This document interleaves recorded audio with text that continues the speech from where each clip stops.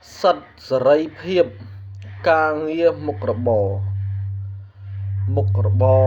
Rò Xìទាំងអស់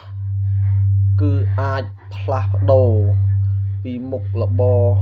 មួយទៅមុខរបរមួយប្រសិនណាបើមុខរបរដែលយើងកំពុងតែរកនឹងវាយ៉ាប់ពិបាកខ្លាំងពេករកមិនសូវចំណេញខាត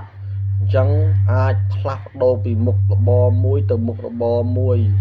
ដើម្បីស្វែងរកមុខរបរណាដែលចំណេញដែលកាក់កបដែលស្រួលដែលមិនសូវយ៉ាប់យ៉ឺនពេកហើយមុខរបរគឺអាចផ្លាស់ពីកន្លែងមួយទៅកន្លែងមួយពីខេត្តមួយទៅខេត្តមួយផ្លាស់ប្ដូរទិសដៅពីកន្លែងនេះទៅកន្លែងនោះពីកន្លែងនោះមកកន្លែងនេះបើសិនណា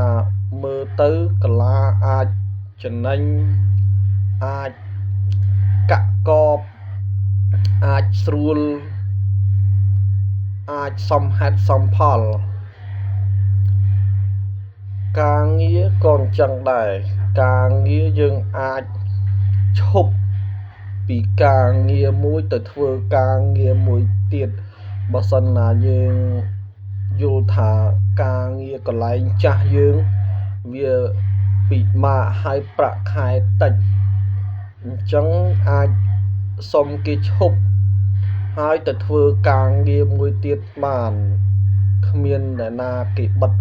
សិទ្ធយើងទេហើយតកែ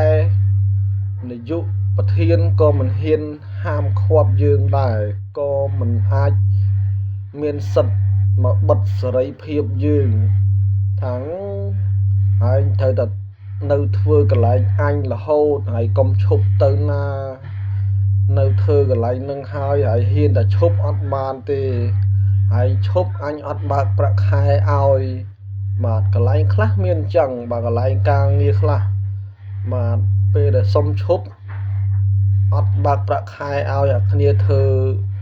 មួយខែអីពេញឬក៏ធ្វើបានមួយអាទិត្យឬក៏ធ្វើបានពីរអាទិត្យធ្វើបានកន្លះខែធ្វើ4-10ថ្ងៃអីហ្នឹងអត់បើកឲ្យទេតែបើកន្លែងខ្លះ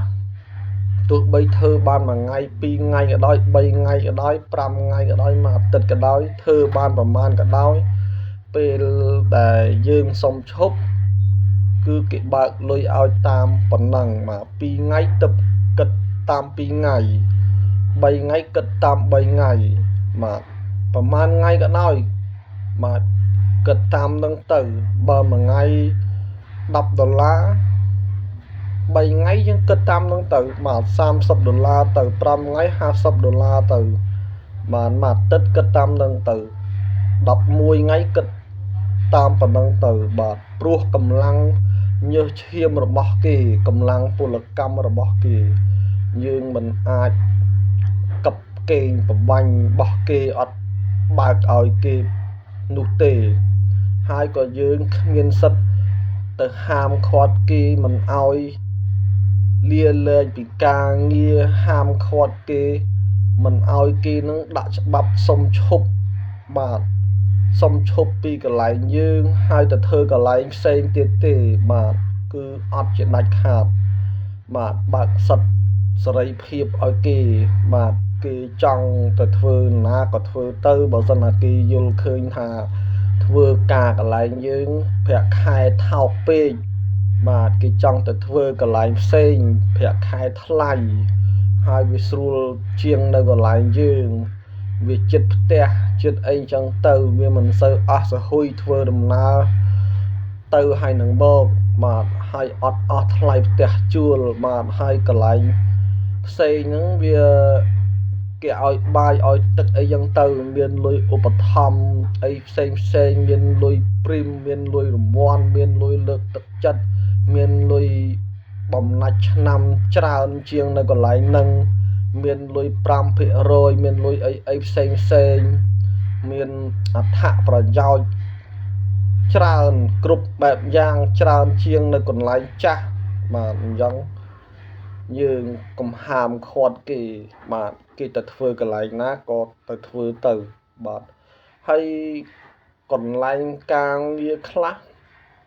បាទយកអត្តសញ្ញាណប័ណ្ណគេអត្តសញ្ញាណប័ណ្ណស៊ីនយកទៅទុកបាទយកសវត្ថកំណើតស៊ីនគេយកទៅទុកយកសភៅគ្រួសារស៊ីនគេយកទៅទុកយកសភៅស្នាក់នៅស៊ីនគេយកទៅទុកបាទយកលិខិតឯកសារប៉ាសពតស៊ីនអីគេនឹងយកទៅទុកបាទពេលដែលគេចង់ដាក់ច្បាប់សុំឈប់កិច្ចកុកបាទអត់ចង់ឲ្យគេនឹងឈប់ទេចង់ឲ្យគេនឹងនៅធ្វើកន្លែងខ្លួនឯងនឹងអស់មួយជីវិតកុំឲ្យគេនឹងទៅណាបាទទោះបីយើងហាមឃាត់គេយ៉ាងម៉េចក៏ដោយបាទបើថ្ងៃណាគេចង់ឈប់គឺគេចង់ឈប់ហើយយើងមិនបាច់ប្រើច្បាប់តឹងរឹងបាទយកឯកសារស៊ីនគេយកទៅទុកដើម្បីចងជើងដើម្បីយកលេសដោះសារកុំឲ្យគេឈប់បាទគឺវាធ្វើអញ្ចឹងវាគ្មានសមហេតុសមផលទេបាទសូមកែប្រែបាទកន្លែងការងារទាំងអស់នឹងកុំធ្វើអញ្ចឹងបាទខ្ញុំធ្លាប់ឆ្លងកាត់ហើយបាទខ្ញុំនិយាយនោះបាទបើខ្ញុំមិនធ្លាប់មានបទពិសោធន៍គឺខ្ញុំអត់និយាយទេបាទគ្រប់មុខរបរគ្រប់ការងារទាំងអស់បាទគេចង់រកស៊ីអីក៏រកទៅគេចង់ធ្វើការអីក៏ធ្វើទៅគេចង់រកស៊ីនៅកន្លែងណា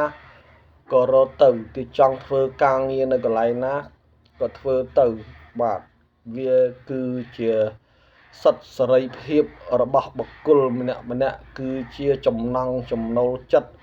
របស់បុគ្គលម្នាក់ម្នាក់បាទគ្មានអ្នកណាមកហាមឃាត់យើងបានទេបាទ